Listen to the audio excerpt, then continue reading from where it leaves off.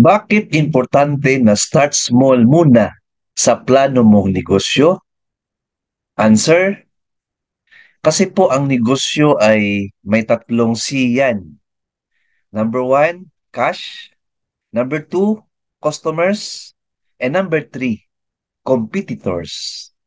Opo, bantayan po natin yan and be mindful of that three C's. Ngayon, kung magnegosyo tayo, number one, we need cash or capital. So, mas okay po kung start small muna tayo. Ibig sabihin, konti lang muna yung starting capital natin. Right? Number two, customers. So, kung bago tayo na negosyante, of course, konti pa lang yung customers natin.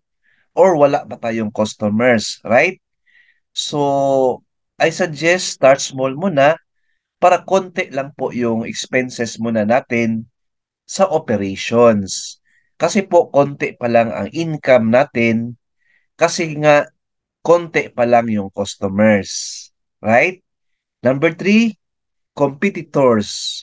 So be mindful of your competitors. Baka meron yan sa tabi-tabi kasi affected po yung income natin dyan. Kasi mahati yung customers natin. Ngayon, after 3 to 5 years, kung okay yung income ng negosyo, that's the time. I-gradual po natin yung improvement natin sa business.